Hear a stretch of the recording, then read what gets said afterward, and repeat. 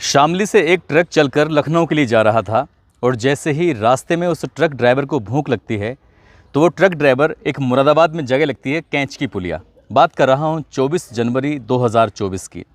वो इस ढाबे पर रोककर आराम से खाना खाने के लिए रुका था। इसी बीच में पता चलता है कि बड़ी संख्या में यहाँ पर लोग आ जाते हैं और हंगामा शुरू कर देते हैं।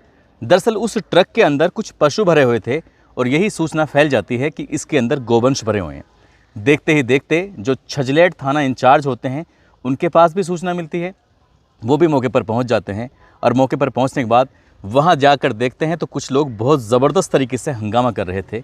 पुलिस ने उन्हें शांत किया और शांत करने के बाद कहा कि अभी देखते हैं, इनसे बातचीत करते हैं और बातचीत करने के बाद जो भी कुछ इनकी गलतियाँ होंगी उसके बाद कार्रवाई करेंगे। जैसे ही ट्रक को खोला जाता है, ट्रक को खोलने के बाद देखते हैं तो उसके अंदर मुर्रा प्रजाति के कुछ भैंसे भरे हुए थे और जैसे ही भैंसों को देखते हैं तो उसके बाद हंगामा करने वाले शांत तो हो जाते हैं, लेकिन उसके बाद कुछ देर के बाद फिर से हंगामा शुरू कर देते हैं। कहते हैं कि कुछ ना कुछ कार्रवाई तो करनी ही पड़ेगी। जब बात कार्रवाई की आती है तो एसओ भी परेशान हो जाते हैं, अब कार्रवाई करें तो क्या करें।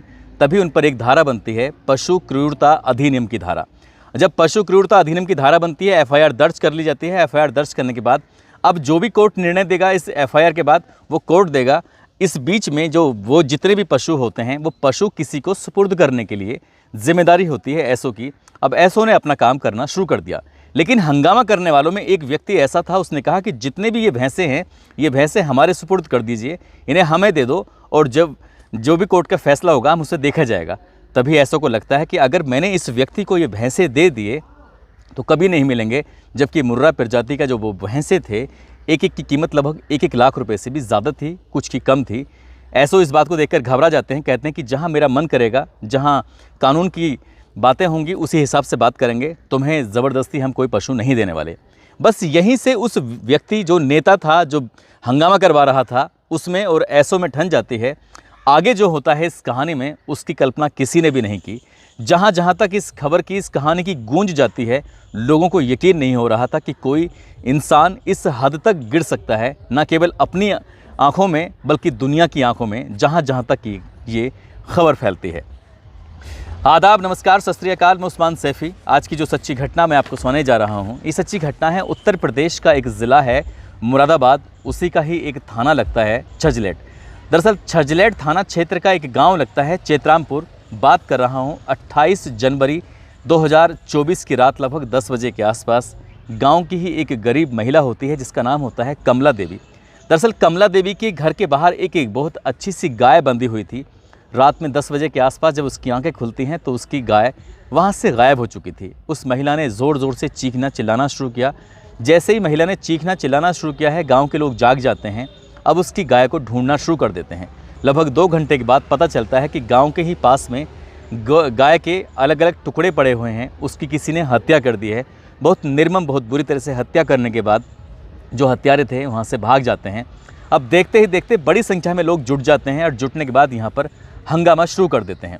इसके बाद इन्हीं हंगामा करने वाले लोगों में से जो लोग थे उन्होंने वीडियो बनाया। वीडियो बनाने के बाद जो सोशल मीडिया का एक प्लेटफॉर्म होता है जिसको पहले ट्विटर बोलते थे, अब एक्स के नाम से जानते हैं, उस पर वीडियो अपलोड किया और अपलोड करने के बाद डीएम, पुलिस, प्रशासनिक के आला अधिकारी, डीजीपी, उत्तर प्रदेश के मुख्यमंत्री योगी आदित्यनाथ को वो टैग करते हुए कहा कि देखिए इस इलाके की पुलिस क्या काम कर रही है। इस इलाके की पुलिस की नाक के नीचे यहाँ पर गोवंशों की हत्या की जा रही है और यहाँ पर कोई कार्रवाई नहीं कर रहा है। जैसे ही ये ट्वीट पर वायरल हो जाता है तो उसके बाद फिर प्रशासनिक अमले की आंखें खुलने शुरू हो जाते हैं। वो परेशान हो जाते हैं। उच्च स्तर यानी कि लखनऊ से लगातार दबाव पड़ रहा था कि तुम्हारे इलाके में इस तरह से गोवंशों की हत्या हो रही है। अभी 16 तारीख को हुई थी और इसके बाद अब 28 तारीख को हो रही है। आखिरकार तुम्हारी पुलिस कर क्या रही है। जैसे ये बात उच्च अधिकारी तक पहुंचती है, उच्च अधिकारियों में एसएसपी होते हैं हेमराज मीणा। हेमराज मीणा इस मामले की जांच पड़ताल देते हैं एसपी देहात संदीप कुमार मीणा को, जो कि राजस्थान के दौसा के रहने वाले होते हैं। साल 2018 आईपीएस बैच उनका होता है और वो मुरादाबाद के एसपी देहात होते हैं। जब उनको जांच दी जाती है उनसे कहा जाता है कि पूरी ईमानदारी, पूरी निष्पक्षता के साथ इस मामले की जांच करिए। जो भी दोषी हों उन्हें किसी भी कीमत पर बख्शा नहीं जाना चाहिए। अब आईपीएस ऑफिसर ईमानदार, इस आईपीएस ऑफिसर ने इस मामले की पूरी ईमानदारी से जांच करना शुरू किया है। गांव पहुंच जाते हैं, वहीं चेतरामपुर जहां पर कमला देवी की गाय की हत्या की गई थी, वहां जाकर बारीक से बारीक चीज़ को खंगालने की कोशिश की। वहां एक एक चीज़ को जब बारीक से देखा गया तो पता चला कि एक लोवर पड़ा हुआ था। लोवर को जब उठाकर देखा तो उसके अंदर एक पर्स रखा हुआ है। पर्स के अंदर एक मोबाइल नंबर लिखा हुआ था, साथ ही एक व्यक्ति का उसमें फ़ोटो था। वो व्यक्ति कोई और नहीं बल्कि इसी चेतरामपुर गांव का रहने वाला मकसूद होता है। अब पुलिस के लिए बहुत आसान हो चुका था। पुलिस ने जितनी जल्दी हो सका उस मकसूद को पकड़ा, गिरफ्तार किया। गिरफ्तार करने के बाद थाने लेके आते हैं। अब उससे सख्ती से पूछताछ करने लगते हैं। वो हाथ जोड़कर कहता है कि साहब, मैंने कोई अपराध नहीं किया है, मैंने किसी की हत्या नहीं की है, मुझे माफ़ कर दीजिए। तो पुलिस कहती है कि हर अपराधी कुछ ऐसी ही बातें करता है जिस तरह की तुम कर रहे हो, बस ये जानना चाहते हैं कि तुमने कब कैसे किया है, बस इसका पूरा खुलासा कर दो। जब पुलिस उससे बार बार पूछ रही है तो बार बार वो सिर्फ एक ही बात बता रहा था कि मेरी इसमें कोई गलती नहीं है, और कहता है कि ज़रा सोच कर देखिए, मैं गोवंश की हत्या भी करूँगा, साथ ही अपना फ़ोटो, अपना पर्स और अपना मोबाइल नंबर भी वहाँ छोड़ के जाऊँगा। इसमें कौन सी समझदारी वाली बात है। पुलिस के थोड़े कान खटकते हैं और पुलिस सोचती है कि हाँ, कुछ ना कुछ तो बात है। तभी उससे पूछा जाता है कि तुम्हें कोई फंसाने के लिए कोई ऐसा क्यों करेगा। तभी वो एक नाम लेता है, वो भी इसी चेतरामपुर गांव का रहने वाला एक लड़का होता है जिसका नाम होता है शहाबुद्दीन। कहता है कि शहाबुद्दीन के भाई से कुछ दिन पहले झगड़ा हो गया था। पुलिस ने एनसीआर में मामला दर्ज कर लिया था, लेकिन हमारे एक व्यक्ति को गंभीर चोट लगी थी जिसकी वजह से 308 में मुकदमा दर्ज कर लिया गया। इसके बाद पुलिस ने अपनी ईमानदारी से कार्रवाई की, लेकिन शहाबुद्दीन को लगता है कि पुलिस ने उसकी बात सुनी ही नहीं, इसीलिए उसने मुझे चेतावनी दी थी कि मैं तुम्हें किस दिन फंसा दूंगा। पुलिस को लगता है कि शायद यहाँ से शहाबुद्दीन से कुछ ना कुछ रास्ता निकल के सामने आए। पुलिस ने उस शहाबुद्दीन को पकड़ा और पकड़ने के बाद उससे सख्ती से पूछताछ की तो वो पुलिस के सवालों के कुछ सही जवाब नहीं दे रहा था। इसलिए पुलिस को लगने लगता है कि शायद यहीं से ही कुछ ना कुछ रास्ता निकल के आएगा। जब पुलिस ने उसे सख्ती से पूछा तो उसने स्वीकार कर लिया कि उसने अपने दोस्त जमशेद के साथ मिलकर गोवंश की हत्या की है और उसने ही चोरी की थी, और इस काम के लिए उसने कई लोग हैं जिन्होंने जिम्मेदारी दी। दरअसल वो साफ साफ बता देता है कि जिला बजरंग दल का जिला प्रमुख होता है जिसका नाम मोनू विश्नोई उर्फ सुमित, और गांव रसूलपुर गुज्जर का उसका रहने वाला होता है जिसका थाना कांठ लगता है। साथ ही एक रमन चौधरी होता है जिसका गांव खानपुर मुजफ्फरपुर जो कि छजलेट थाना क्षेत्र में लगता है, और ये भी बजरंग दल का कार्यकर्ता होता है। तीसरा नाम लेता है राजीव चौधरी जिसका गांव चक पचकोरा होता है जिसका थाना लगता है छजलेट। जब पुलिस के सामने इन तीनों लोगों का नाम लिया गया तो पुलिस को यकीन नहीं हो रहा था। दरअसल 28 की उस रात में ये तीनों सबसे ज़्यादा प्रदर्शन कर रहे थे, यानी कि मोनू विश्नोई के ही नेतृत्व में प्रदर्शन किया गया था। और 29 जनवरी को जब थाना छजलेट पर और कांठ तहसील पर धरना प्रदर्शन हुआ था, तब भी मोनू विश्नोई की ही नेतृत्व में प्रदर्शन हो रहा था। मोनू विश्नोई प्रदर्शन भी कर रहा है और गोवंशों के हत्यारों को गिरफ्तार करने की मांग भी कर रहा है, और वो पैसे देकर इन लोगों से गोवंश की हत्या भी करा रहा है। ये बात पुलिस को खटक रही थी, पुलिस को परेशान कर रही थी। आखिरकार पुलिस ने इन तीनों को भी गिरफ्तार किया जो कि बजरंग दल के नेता होते हैं, जिसमें एक मोनू विश्नोई उर्फ सुमित, दूसरा रमन चौधरी, तीसरा राजीव चौधरी। जब इनसे भी सख्ती से पूछताछ की जाती है तब वो बताते हैं कि थानेदार उनकी सुनता नहीं है। जब थानेदार यानी कि छजलेट का जो थानेदार होता है जब सुनता नहीं है तो उन्होंने सोचा कि इसको फंसाने के लिए कुछ ना कुछ काम किया जाए, और यही कारण था कि 16 जनवरी 2024 को इसी शहाबुद्दीन ने अपने एक साथी नईम के साथ मिलकर सीकरी गांव, जो कि कांवड़ यात्रा का मार्ग भी बताया जाता है जिस पर कांवड़ यात्री निकलते रहते हैं, जहां से आस्था के प्रतीक जो लोग निकलते हैं, तो ऐसा वहाँ पर कुछ ऐसा हंगामा खड़ा हो जाए 16 जनवरी को एक गोवंश की हत्या करने के बाद। जब वहाँ पर गोवंश के अवशेष फेंके गए थे तो पुलिस के लिए वाकई सरदर्द बन गया था। लेकिन पुलिस ने एक ईमानदारी से काम करने के बाद न केवल शहाबुद्दीन को पकड़ा, बल्कि जो इसमें जमशेद था, नईम, इन कई लोगों के नाम भी सामने आते हैं। उनके साथ साथ नाम आता है जो बजरंग दल के जिला प्रमुख होता है मोनू विश्नोई। मोनू विश्नोई के बारे में जब जानकारी जुटाई जाती है तो पता चलता है कि 24 जनवरी 2024 को शामली से चलकर एक ट्रक जो लखनऊ की तरफ जा रहा था, पहले सूचना मिलती है कि उसके अंदर गोवंश भरे हुए हैं, लेकिन बाद में ये पता करते हैं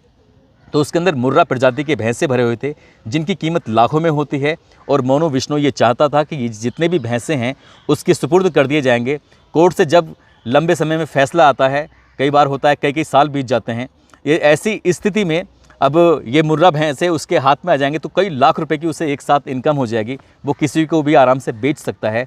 ऐसा पुलिस ने अपने खुलासे में कहा, जब एसएसपी हेमराज मीणा ने इस घटनाक्रम का खुलासा किया था, सोशल मीडिया, अखबारों में, टेलीविज़न पर जब ये खबर चल रही थी तो लोगों को यकीन नहीं हो रहा था कि बजरंग दल के नेता जो गौवंशों की रक्षा के लिए धरना प्रदर्शन करते हैं, तमाम तरह की आवाज़ें उठाते हैं, वही इन शहाबुद्दीन जैसे लोगों के साथ मिलकर गोवंश की हत्या कराते हैं। और हत्या कराने के पीछे न केवल थानेदार को हटाना था, अगर थानेदार नहीं हटता तो शायद ये किसी और बड़ी घटना को भी अंजाम दे सकते थे। लेकिन एसएसपी हेमराज मीणा ने जिस आईपीएस ऑफिसर को ये जांच दी थी, वो संदीप मीणा आईपीएस ऑफिसर बहुत ही ईमानदारी के साथ अपनी जांच करते हैं। जांच करने के बाद इस पूरे घटनाक्रम का खुलासा करते हैं। जब इस घटनाक्रम का खुलासा किया गया था तो बजरंग दल, विश्व हिंदू परिषद और कई संगठनों को यकीन नहीं हो रहा था कि पुलिस ने जो खुलासा किया है, ऐसा लग रहा है कि जैसे पुलिस ने जानबूझकर मोनू बिश्नोई, रमन चौधरी और राजीव चौधरी को फंसाया है। हालांकि पुलिस ने ये दावा किया है कि जो उन्होंने खुलासा किया है वो पूर्णतः सत्य है, सही है, उनके पास पर्याप्त सबूत हैं।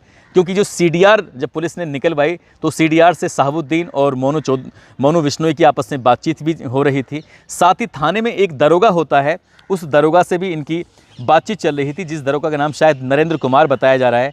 पुलिस ने फिलहाल उसे दरोगा को भी सस्पेंड कर दिया है और उसके खिलाफ विभागीय जांच बिठा दी है। हो सकता है कि वो बर्खास्त भी हो जाए। पुलिस का ये कहना है कि कोई भी आरोपी हो और किसी भी जाति, किसी भी धर्म का क्यों ना हो, उसे किसी भी कीमत पर बख्शा नहीं जाएगा। जो गलत काम करेगा उसको गलत ही तरीके से उसके साथ पेश आया जाएगा। दोस्तों, इस पूरे घटनाक्रम को सुनाने का उद्देश्य किसी को परेशान करना नहीं है, किसी का दिल दुखाना नहीं है, बल्कि आपको जागरूक करना है, आपको सचेत करना है, आपको बताना है, आपको जताना है कि गिरने के यूँ तो लाख मुकाम होते हैं, ये क्या किया जो खुद की नज़रों से गिर गए। जिन लड़कों ने ये काम किया है वो वाकई न केवल अपने परिवार में, समाज में, बल्कि जहाँ जहाँ तक इनके खिलाफ ये बात जाती है वहाँ तक लोगों की नज़रों में ये पूरी तरह से गिर जाते हैं। जाते जाते आज बदायूं के रहने वाले हैं मुजाहिद खान, साथ ही सोनू कुमार। आज इनका जन्मदिन है, इनको जन्मदिन की ढेरों सारी शुभकामनाएं, बहुत बहुत मुबारकबाद। साथ ही कुछ लोगों ने नाम लेने की अपील की है, जिसमें इसरार खान, मोहम्मद सलीम, एंजिला कविता, बीरबल कुमार, विशाल कुमार, रामदयाल गुज्जर, धर्मवीर कुमार, अंजुम खान, सोनू चौहान, राहुल कुमार, साहिल, सत्यम पटेल, हिम्मत सिंह राठौर, जितेंद्र सिंह, गौरव गुज्जर, सर्वेश कुमार। आप सब लोग अपना ख्याल रखें, सुरक्षित रहें। जय हिंद, जय भारत।